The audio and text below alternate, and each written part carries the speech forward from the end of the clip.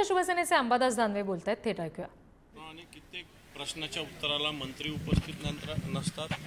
ज्या खात्याचे मंत्री तिथं उपस्थित असूनही दुसऱ्या खात्याचे मंत्री त्याला उत्तरं देतात. वेगवेगळ्या विभागाचे सचिव सभागृहात उपस्थित राहत नाही आणि एक असंवैधानिक पद्धतीनं या राज्याची प्रतिमा खराब करण्याचा प्रयत्न आताचं सरकार करतं. त्याच्याविषयीची भूमिका मी राज्यपालांना सांगितली.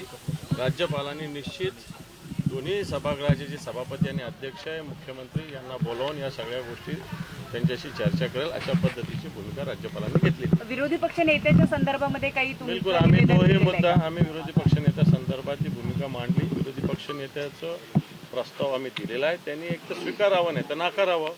आता पण काही उत्तर दिलं जात नाही, ही कोणती पद्धत आहे आणि म्हणून हाही मुद्दा आम्ही राज्यपालांच्या खाली घातला. आणखी एक महत्त्वाचा मुद्दा आहे तो म्हणजे कालपासून दिशा सालियांच्या वडिलांनी जी दाखल केलेली याचिका आहे त्या विषयावर राज्यपालांना नव्हतं भेटलं. आम्ही राज्यपालांना विधिमंडळाचं कामकाज या संदर्भात आम्ही भेटलो. त्या व्यतिरिक्तचा हा प्रश्न आहे, कारण आपल्या नेत्यांवर थेट नाव घेऊन आरोप करण्यात आले. असं काही नाही.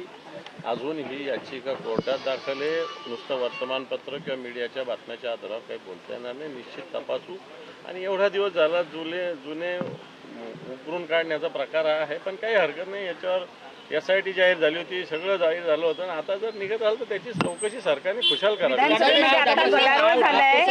विधानसभेमध्ये आता याच मुद्द्यावर गदारोळ झालेला आहे आणि ज्याच्यावर आरोप होत असेल त्याला तात्काळ अटक करा अशी मागणी सत्ताधारी बाकावरचे आमदार करावी. आरोप होत असेल गुन्हा दाखल करावा, अटक करावं, सगळ्या गोष्टी समोर ठेवाव्या, काही हरकत नाही. सरकार तुमचं आहे. हिंदी में राज्यपाल से मिलने के लिए गए थे, क्या कुछ बात हुई है?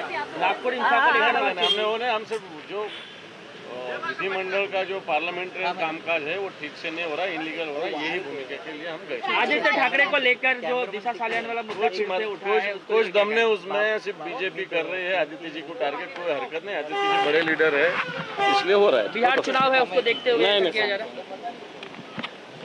योगेश नेटवर्क होतोय. Thank you.